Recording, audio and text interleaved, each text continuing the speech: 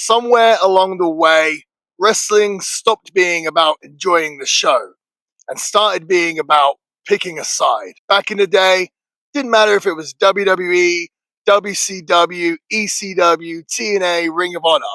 If it was good, we watched it. These days, it seems like a lot of people have forgotten why they even fell in love with wrestling in the first place. Today, I'm talking about tribalism in professional wrestling and why I think that it's kind of stupid. The dumbest war in wrestling isn't happening in the ring, it's happening online. Fans fighting fans, fans defending their company like it's a religion. The truth is, tribalism is killing wrestling, and most people don't even realize it. It feels like fans have stopped cheering for what they love and have started booing what they're told to hate. It doesn't even feel like passion anymore. It feels like identity politics in spandex. For all it's good, the internet gave everyone a voice. Maybe the best thing it's done, but also maybe the worst thing that it's done. My name is the villain Marty Skrull, and I've been a professional wrestler now for over 20 years, competing all over the world.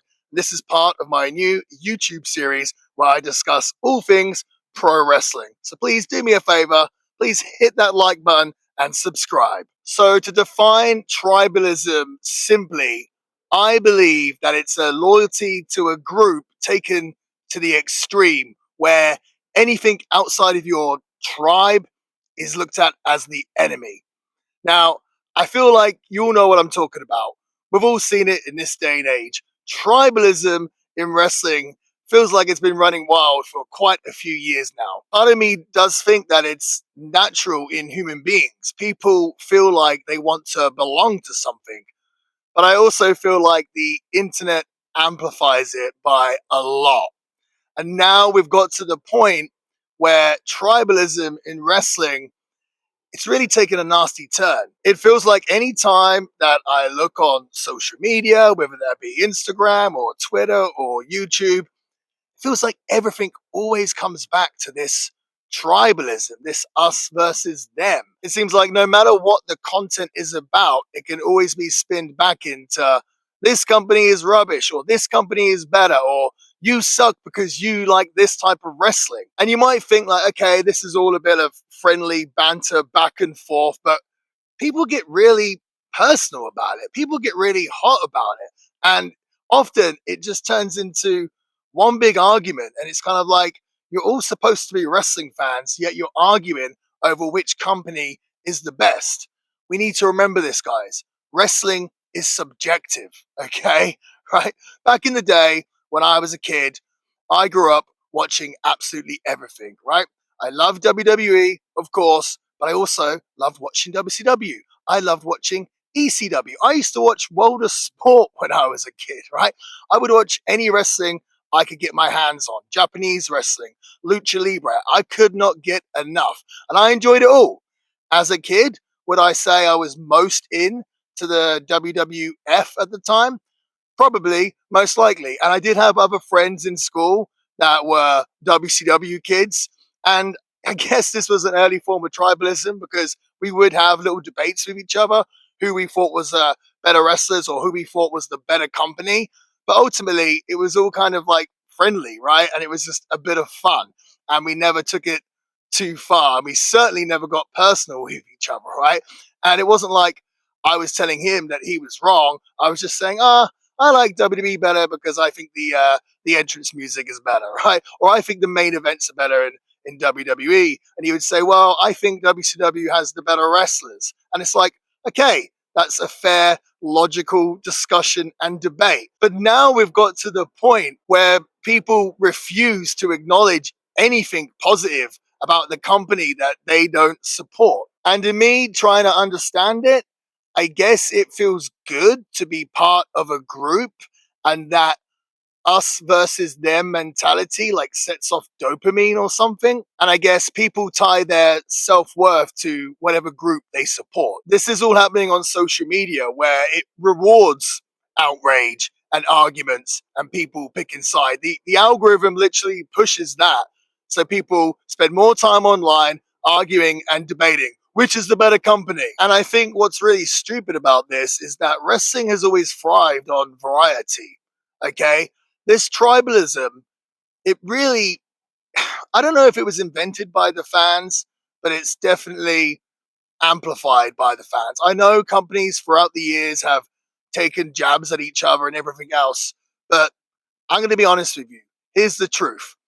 All the wrestlers, they're happy, right? They're happy that there are multiple companies to work for, right? Not only that, but this tribalism, it's not amongst the wrestlers, okay? There are plenty of wrestlers in WWE that have friends in AEW, and it goes the other way as well. Plenty of wrestlers in AEW that have friends in WWE and all the other companies, whether it's AAA, CMLL, New Japan, Big Japan, it doesn't matter, right? Wrestlers as a whole, they don't care who you work for. Okay. It's not like I'm only friends with all the other wrestlers in my company and I hate all the other wrestlers in the other companies, right? There are people that are married, right, to another wrestler in a different company. Okay. So this tribalism, it's really a thing amongst the fans and not so much the wrestlers. I'm not saying that you can't have an opinion, right? I'm not saying that you can't have a logical debate. This is my YouTube series where I go in depth discussing pro wrestling. And I always try to do it from a respectful place. But it seems like people are just throwing the manners out the window. It seems like there's a superiority. Did I say that right? Superior, or I can't say that word. But you get what I'm trying to say. Like, I like this wrestling, and because I like this style of wrestling, I'm better than you. Wrestling is subjective, but people tend to disguise their opinions as facts. Everyone has a right to enjoy the type of wrestling that they enjoy, right? If someone likes it, okay, if they like something you don't like, you don't need to tell them that they're dumb or they're stupid or that they're wrong. Okay, just allow them to enjoy the wrestling they like. Just because you may like wrestling that is less mainstream than other companies, it doesn't necessarily mean that you're a better fan than anyone else. One of the things that I really don't like is when I hear fans say things like, well, if you only watch WWE, then you're not a wrestling fan. Come on, guys. Come on. Or you're just a sports entertainment fan. It's like, that's actually really disrespectful to the wrestlers on the roster. If they're not wrestling fans for just liking WWE, does that mean guys like AJ Styles and Seth Rollins and Cody Rhodes, does that mean that they're not wrestlers? Even though it's not wrestling that you might not enjoy, it's still wrestling. It's still World Wrestling Entertainment. I think it's still called that, right? And with so much wrestling available now on TV, it feels like there's wrestling on like every day of the week, plus the thousands of independent wrestling shows that are everywhere.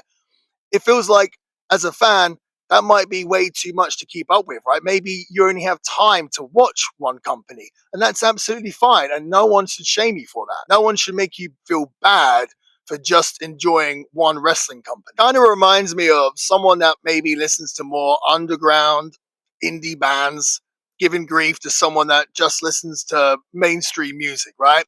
And that whole like, oh, I'm better than you because I listen to indie music, or I knew the band before they were mainstream and famous. It's like, okay, cool. But at the end of the day, everyone's different. Everyone has different tastes. Okay. If we were all the same, it'd be pretty boring. If you truly love wrestling, you should want everyone to succeed. I know, like I said, I know the wrestlers do, right? The more companies there are that are doing well means more places for the wrestlers to work, okay? More places for the wrestlers to earn a living, more places for the other wrestlers' friends to earn a living. Because of this all, it does create a very toxic environment where wrestlers can become targets.